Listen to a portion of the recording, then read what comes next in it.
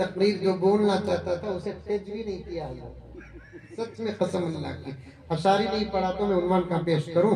انشاءاللہ چلتے رہیں گے.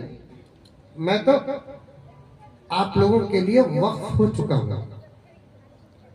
میرا کوئی مقصد نہیں ہے، کوئی سوال بھی نہیں ہے میرا. ذرا بچوں کو خاموش کرو، یہ بڑے بڑے بھیج دو ان کو، بھیج دو. چلو بیٹے چلو بیٹے چلو بیٹے، کھانے کھانے کھانا چاکلیٹ باٹی جاؤ جلدی.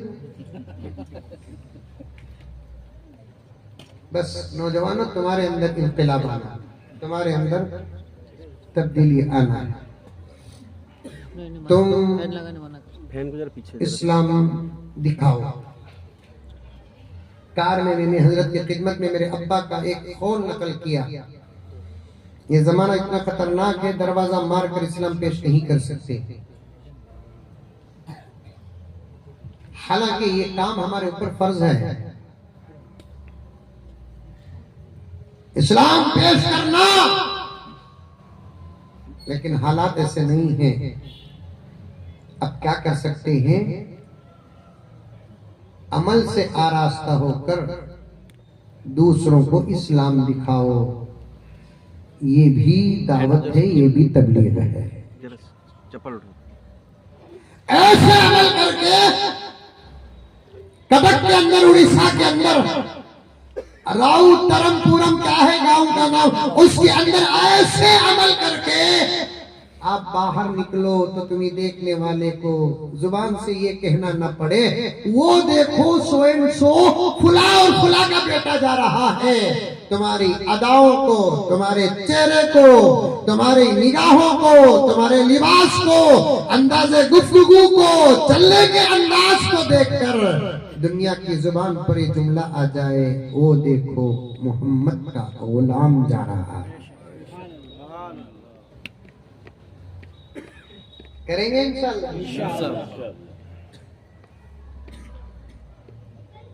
ترقی اس دور میں بڑی خطرناک ہے. ترقی میں خطرہ ہی خطرہ ہے. سمجھ میں چراغ کی بات بتایا، لائٹ کی بات بتایا، فلیٹ کی بھی بات بتایا.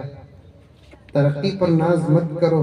اللہ جب چاہے تب پیدا کرتے ہیں. ہمیں اپنی مرضی سے پیدا نہیں ہوئے، اللہ اپنی مرضی سے پیدا کیا. اگر ہماری پیدائش میں ہماری مرضی کا دخل ہوتا تو میں ابو حنیفہ کے دور میں پیدا ہوتا، صحابہ کے دور میں پیدا ہوتا. سب سے بڑی بات تو یہ ہے کہ میرے نبی کے دور میں پیدا ہوتا. لیکن اللہ جب پیدا کرتے ہیں ترقی میں خطرہ ہے. اسی لیے کسی شاعر نے کیا کہا، اس دار ترقی کے انداز نرالے ہیں، سڑکوں پہ اجالا ہے، قلبوں میں اندھیرا ہے. پہلے زمانے میں اندھیرا زیادہ تھا، دلوں میں اجالا تھا. اس زمانے میں باہر اجالا ہے، دلوں میں بڑا اندھیرا ہے. بہت تھکا ہوا ہوں میں، پھر بھی اللہ تبارک و تعالیٰ دیا تو میں آپ کے سامنے بہت ساری باتیں عرض کر دیا. وہ راحت اندوری صاحب کا شعر کسی ساتھی نے فون کر کے بتایا کہ میرے پاس بہت سارے فون آئے تو نمبر معلوم نہیں کہاں ہے، ٹین یاد کر کے معلوم کرنا. حضرت وہ شعر پڑھو راحت اندوری جو ہمارے ملک کے بڑے شاعر ہیں الحمدللہ، ہمارے بڑے بھائی رشتے میں. اگر عقیدے صحیح رہے تو ان کے حق میں دعا کرنا ہماری محبت ہے. وہاں سے بات چل گئی. بہت اچھا شعر پڑھتے تھے وہ. ایک مرتبہ مجھے ڈائریکٹ فون بھی کیے، جان پہچان کچھ بھی نہیں ہے، وہ تو وہ لائن کے آدمی ہیں، ہمیں یہ لائن کے آدمی، لیکن فون کیے انہوں نے، سلام کیا اور انداز سے گفتگو تو ان کا بڑا نرالا ہوتا ہے.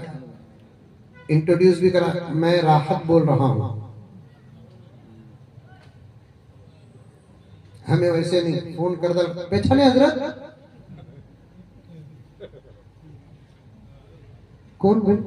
وہی وہ کٹک کو آئے تھے، مغرب کی نماز پڑھے، نکل کر چپل پہن رہے تھے، ہمیں مسافہ کرا. وہ حضرت میں کہا یاد رکھو میں راحت بول رہا ہوں. میں ہلو بولے میں مصیبت سن رہا ہوں. کون رہا؟ اندور. ارے حاجی صاحب آپ. پھر انہوں نے میرا امتحان لیا. وہ جو اشعار پڑھتے ہیں بڑے اچھے ہیں آپ کے، کیونکہ چوری ہے نا، ساز و سامان ہی کی نہیں ہوتی، اشعار کی بھی چوری ہوتی ہے. میں نے فوراً کہا کہ حاجی صاحب وہ تو آپ ہی کے ہیں، میں شاعر ہی نہیں ہوں، طبعاً شاعر نہیں ہوں، پڑھ لیتا ہوں الگ بات ہے. انہوں نے کہا کہ اشعار تو میرے ہیں لیکن زینت اور حسن آپ نے بخشا ہے. میں نے کہا وہ کیسے؟ نہیں آپ پڑھتے بہت اچھا ہے، میں چاہتا ہوں کہ میں ڈائریکٹ آپ سے سنوں.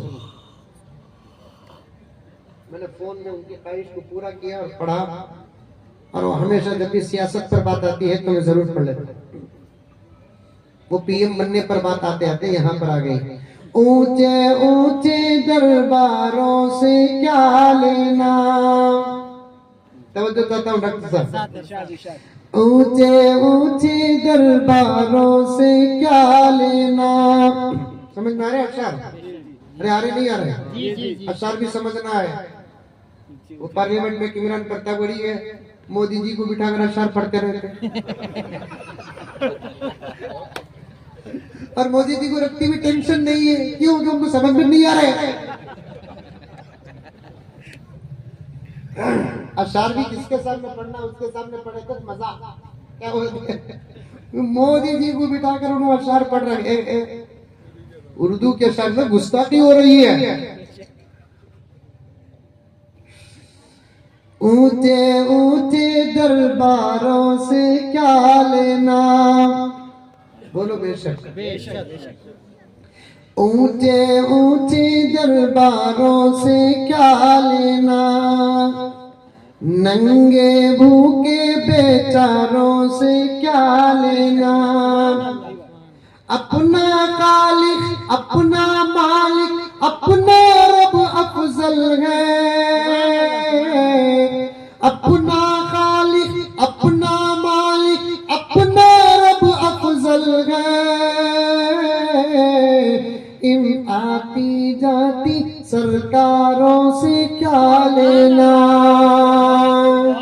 ان آتی جاتی سرکاروں سے کیا لینا. سرکار بھی آئے گی، سرکار بھی چلے جائے گی، قانون بھی پاس ہوگا، قانون بھی فیل ہو جائے گا. سلامت تھا اسلام، سلامت ہے اسلام، سلامت رہے گا اسلام. بول رہا. اب پوری تقریر آپ یاد رکھیں ہی، اب میں پھر واپس جانے تک ٹائم بھی نہیں ہے میرے پاس. اللہ قبول فرمائے. آپ لوگوں کو عمل کرو. سمجھ میں آئی باتیں؟ جتنی باتیں آئیں اتنی باتوں پر عمل کرو. میں شروع کرتے کرتے ادب تک چلا گیا تھا. کون غم میں نہیں، کون فکر میں نہیں. وہاں سے آتے آتے آدم علیہ السلام کا قصہ آیا.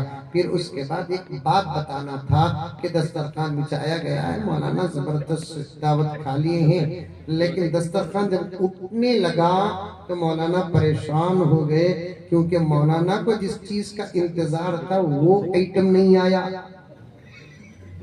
نہیں سمجھے؟ تو مولانا نے اشارتاً گزارش کی، بھائی آپ کے ہاں نمازوں کے بعد دعا نہیں ہوتی؟ لوگوں نے کہا کہ کیوں نہیں ہوتی؟ ہوتی ہے بھائی، دعا ضرور کیا کرو. مولانا کے کہنے کو سمجھے نہیں. تو پھر مولانا سے پوچھے کیا ہوا؟ تو مولانا نے کہا کہ دسترخوان میں دوسرے ایٹم رکھنا ایک عبادت ہے، لیکن میٹھا رکھنا دعا ہے. علماء بہت اشارت ہیں. اللہ سب کو برکت عطا فرمائے. میں یہیں اپنی بات کو ختم کرتا ہوں. میں پورا عنوان چھوڑ دیا. انشاءاللہ پھر کبھی آنے کا موقع ملے گا تو میں اور بھی باتیں ان باتوں کو یاد رکھتے ہوئے آپ کی خدمت میں عرض کروں گا. سب عمل کرو میرے پیارو. اللہ مجھے اور آپ کو سب کو عمل کی توفیق عطا فرمائے. آمین ثم آمین. وآخر دعوانا ان الحمدللہ رب العالمین. ماشاءاللہ. دعا